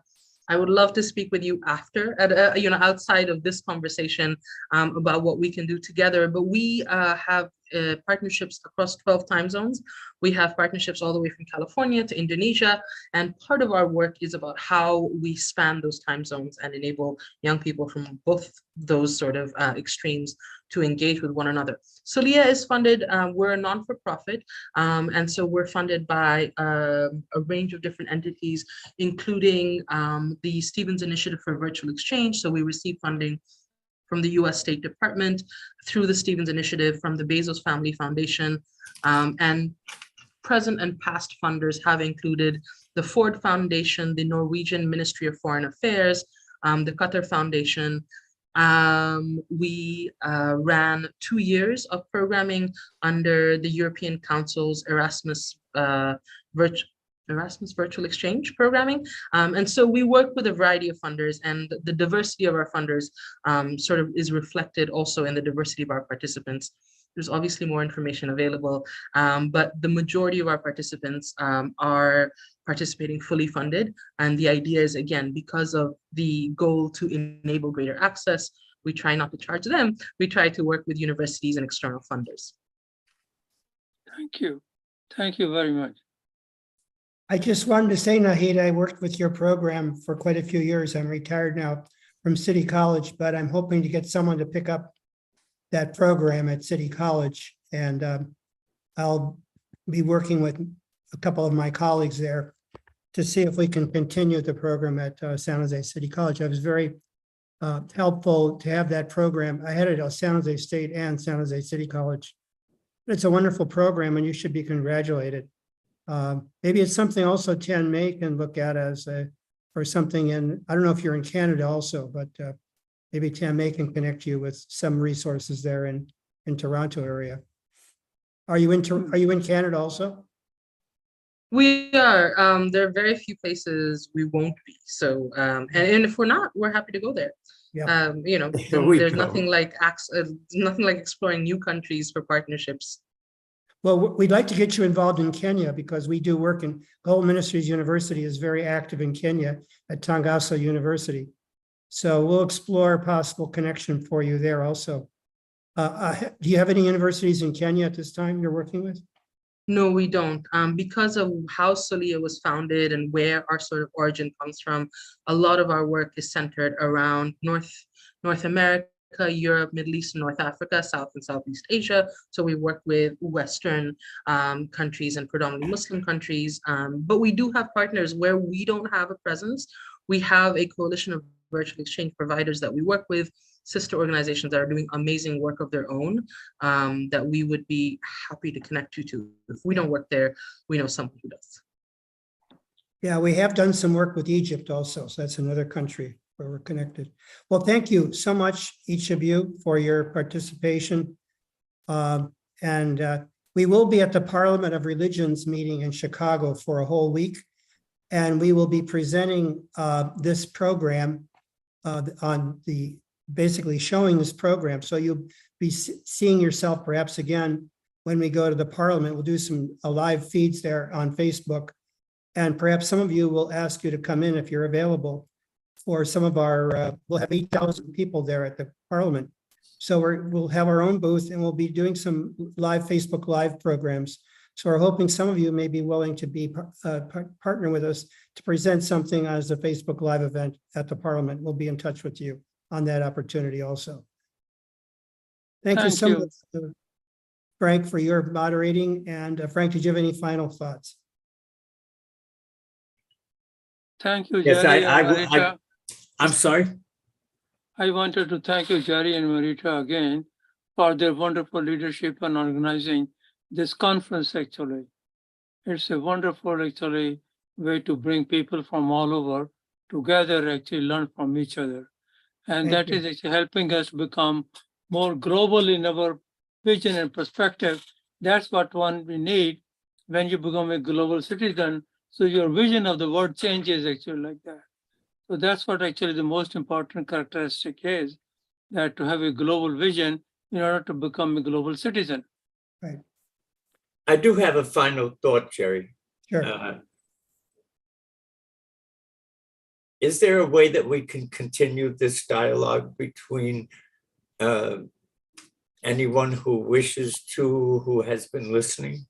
Yeah, sure. I mean, I think that's just if you have everybody's email and we can set up a Zoom session, you can see when people are available. If you want to continue the dialogue, we can enable that. We have the Zoom account and you can just schedule a time when you think it's possible. So you have everybody's email. That's a very good Also, suggestion. Marita. Frank, I wanted to say that our interfaith group, Maryknoll Interfaith Muslim Christian Spirituality Group in Kenya, of which you are a part, at our last meeting, we decided that we would use some of these sessions to review and to enter into, reflect on the implications and how they might lead us to action. And I think that other groups could do that also. As you know, this will be on YouTube for some time, for a couple of years anyway, at the International Conference on Fratelli Tutti. All these talks, plus the ones that are going on right now in Africa, will be on the YouTube channel. And so any group could use it in a discussion for a class or for, a small gathering in someone's home. So I hope we're going to try and use these sessions that are so rich in those ways. That's great. So if you want to schedule something, Frank, we'll be happy to make the Zoom available. It's up to you to facilitate it as you've done. But we will be trying to do something at the Parliament of Religions also, which is August 14th to the 18th. So we may be in touch with you, those of you who are on the panel here, if you would be willing to do a Facebook Live event. We'll look at that. Jerry, Yes. Jerry, is that going to be in Chicago? In Chicago, it's the week of the 13th to the 18th. So Marita and I will be there, and our organization has an exhibit at the Parliament for that whole week. And several of our staff will be there, and we'll be doing each day an event of some kind on Facebook Live, so that even those who are not at the Parliament we can interact with people in different parts of the world as part of our contribution to the Parliament. We'll also I have people coming from India and from Africa who are partnering with us on some of our educational programs, from Kerala, India, and from Tanzania as well, from Nairobi. So we'll have quite an international event there in Chicago. So we'll be in touch with you so that any of you who wish to be part of the event, if you can't come in physically, you can be there virtually for the event during that week. Jerry, in addition to your offer, what Reverend Pishota has mentioned, continuing our dialogue. For example, I did not get a chance to talk about the culture of peace and nonviolence, which I think is a very important part to become a global citizen, actually, like that. So I would like to talk about that also, how to build a culture of peace and nonviolence.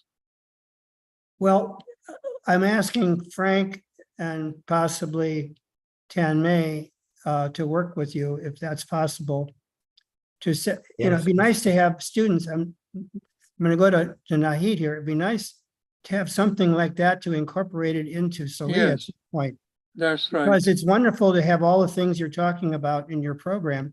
But if we don't have a culture of peace, we're going to continue to have the kind of violence we have in the war, which is destroying the culture of peace and destroying the potential of a future for millions and millions of people. So until we build a culture of peace in the world, we're all kind of fighting against the wall of indifference about this issue, because it's dominated by the politics of warfare and conflict, not a politics or culture of peace. So Yeah, you're right. just Particularly ask Nahid to consider Mhm. perhaps one module on how you build a culture of peace across the world as part of your program. Just a thought. But we'd be happy to work with you on that. And we Thank have you. a lot of experts in that area that could write the curriculum, as we heard Tan-Mei talking about it and Dr. Kapoor. So if you'd like to pursue that, GMU would be happy to work with you as consultants on that with some of our team. Very And good. Very good. that's a thought for the future. Thank you for that. Particularly in the light of this, you probably may have heard about the doomsday clock. Right. That we are getting closer and closer to this kind of a threat or a danger to humanity and planet. So actually, we have to talk more about bringing a culture of peace and non-violence rather than having a culture of war and violence. An alternative to that. Thank you. Yeah. So Nahid, we planted a seed in your mind. You're a great leader of intercultural education, but see if there's some way a culture of peace can be implemented. And you have such a good network now. I think your program could add a whole dimension to building a culture of peace through the Solia program. So it doesn't have to have any affiliation with any religion or any nation, but it's just a need for humanity today. Sorry, I really have to run. Thank you for these ideas and for inviting me today. This is really fun. I really loved hearing from everybody, but I am so sorry. I do have to run. Have a lovely afternoon or evening. Bye-bye. Thanks a lot. Thank you very much for all the participants. Thank you, Jerry and Marita, for your leadership. You're welcome. Thank you. Frank, good night now. Good night, everybody. Thank you, everyone. Thank you, Dr. Grudzen. Thank you, Marita. Thank you. Frank. Okay.